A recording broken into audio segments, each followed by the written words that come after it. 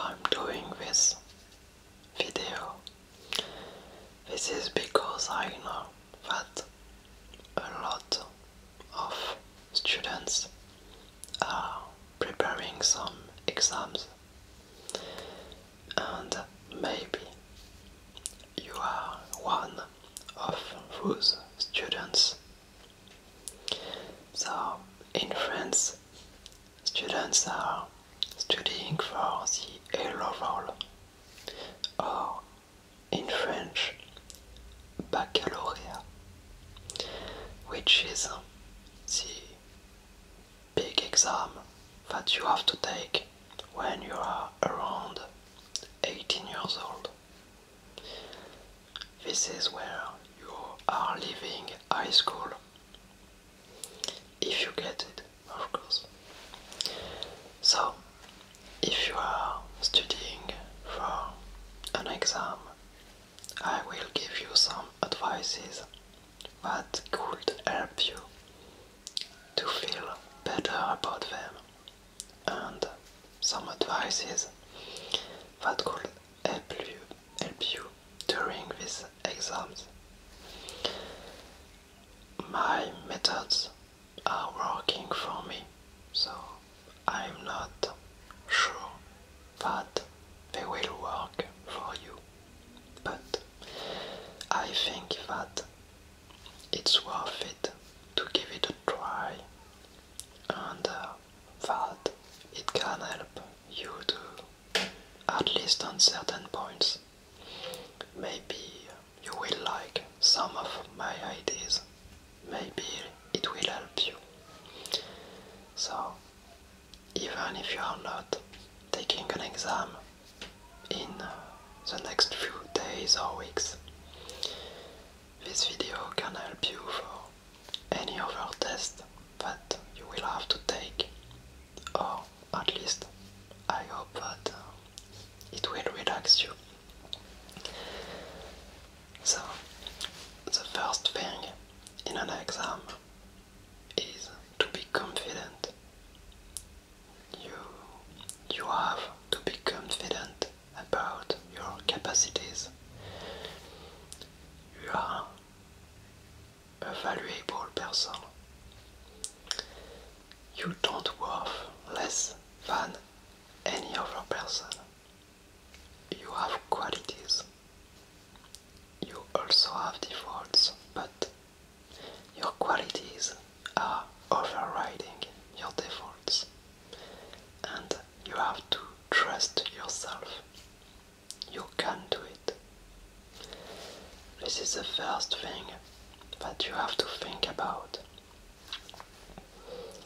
So my first advice is more targeted for oral exams, but it can also help you in general, in many other aspects of life. So, for an oral exam, you are expected to answer some questions. That's a part of the grade, but there is also a subjective part in this grade, even if it's not always official. The person in front of you will give you the grade. This is his judgment, and even if he will at first see if you are answering correctly, your grade will also depend on the impression that you gave when taking the exam with this person. If you are shy, if you are speaking very low and not very confident about your answers, it will impact your final grade, even if what you are saying is right. But if you are speaking loudly, not too loudly of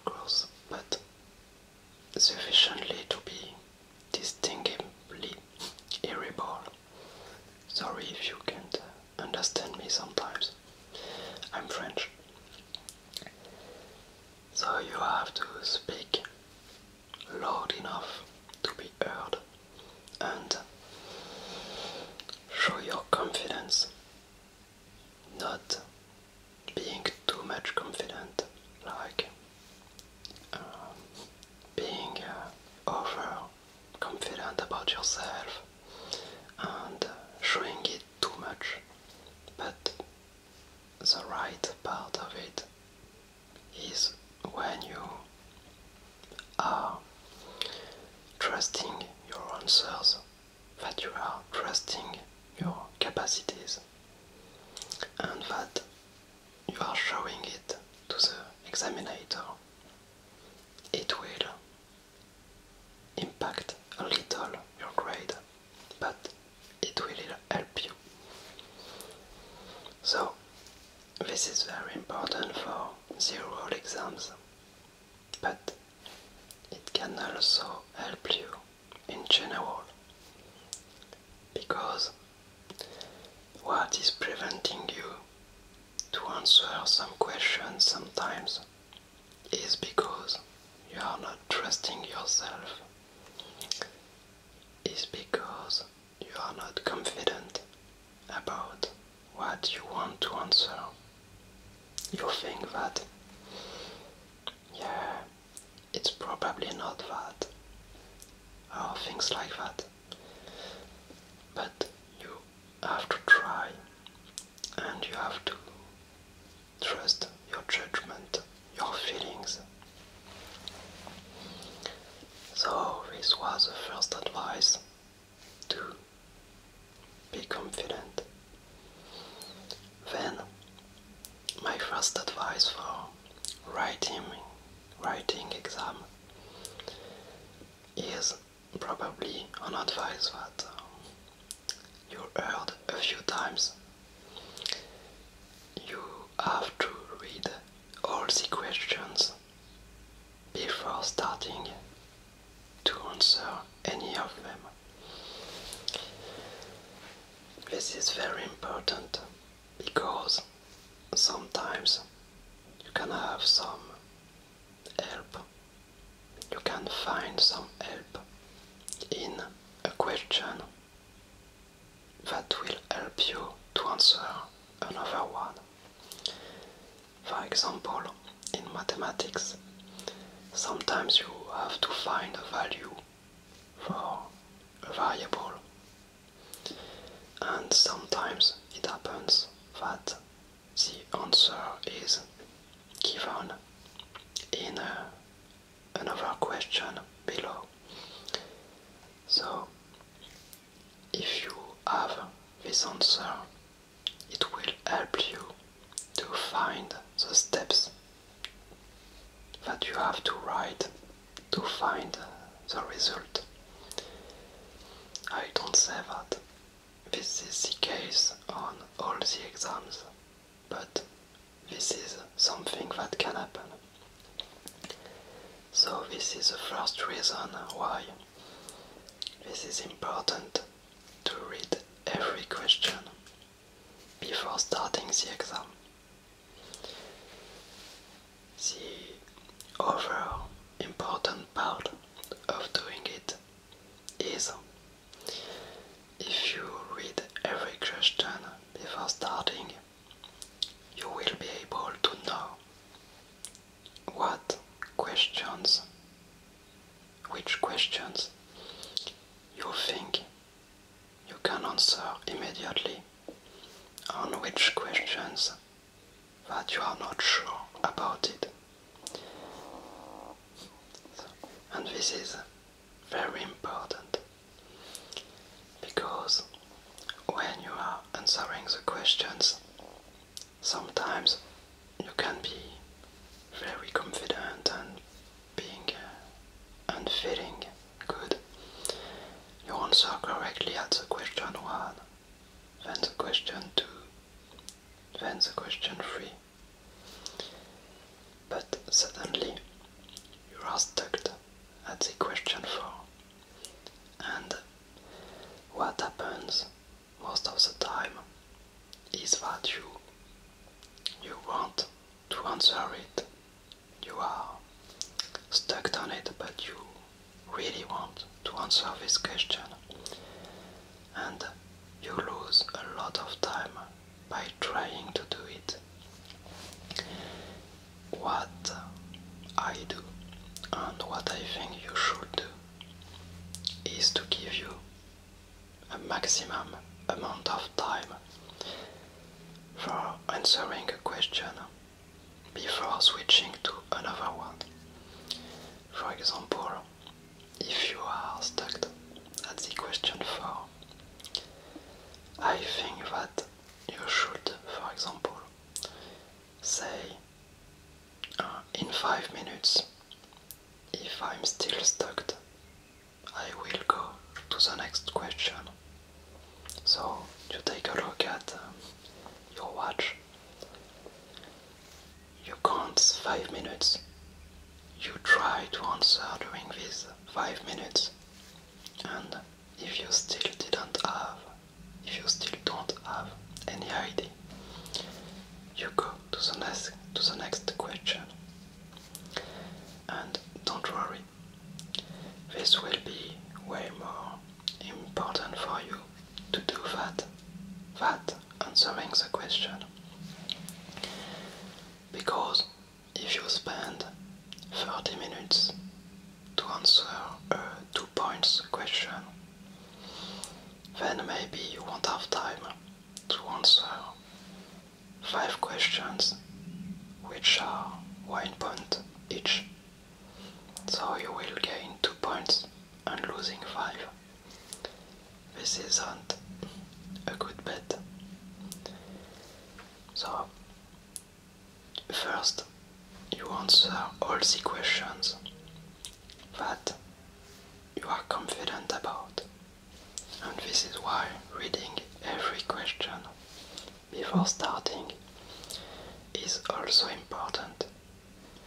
Because if you did it, you have a first idea of which questions you will be able to answer very quickly.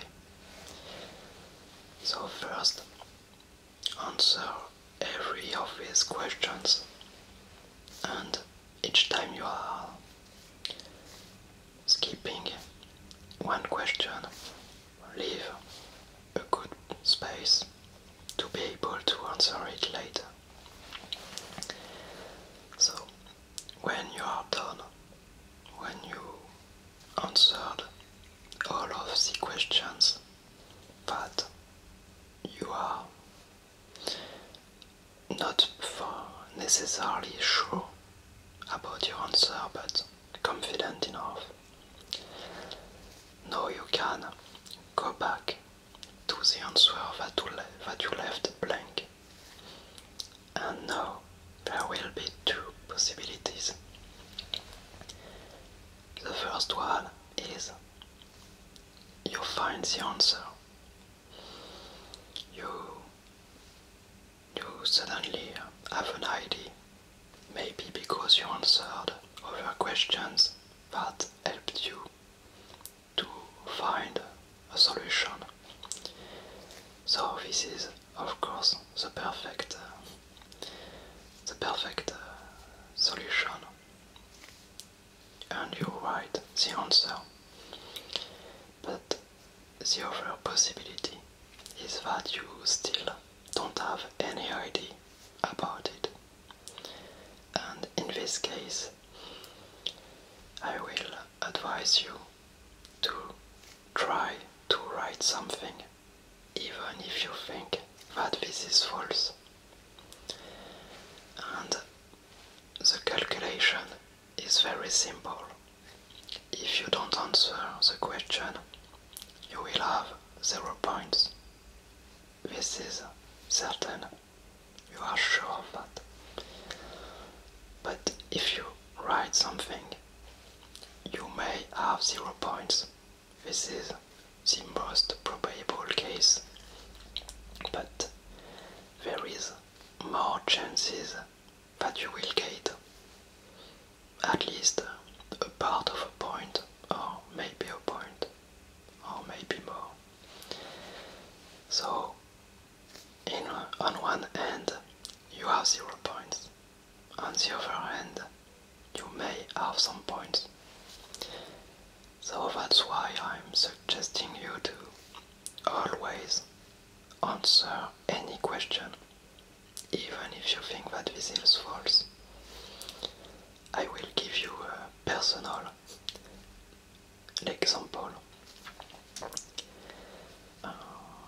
2 years ago, I took an exam in a subject that I wasn't very confident about. I was, let's be honest, quite bad in this class, but I studied a lot, and on the exam I was certain, absolutely sure that I will have 5 to 7 points out of 20. I started by answering these questions that will give me 5 points. So that was done. After that, I went back to the questions on which I was pretty sure that I will never find the solution. But I tried something. I wrote and answered every one of these questions. I didn't left any blank. Finally, when I got my grade, I saw that I got 17 out of 20. And I got probably a lot of luck, because I still think that what I've written is false. But I got 17 out of 20 because I tried to write something. So that's why I'm thinking that you should do it in any case. So this was the advices about the writing part, and now I will give you an advice for the mental part. Sometimes you are feeling well, and suddenly, like I said before, you are suddenly stuck, and you are starting to stress, you don't feel well. This can happen. So what I'm advising you to do is to close your eyes and take long and deep breaths like this.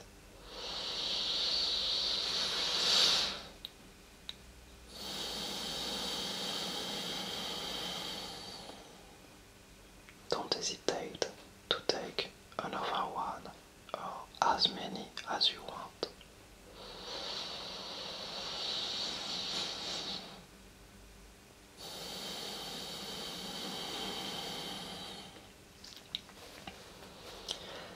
This is a very simple and classic way of relaxing.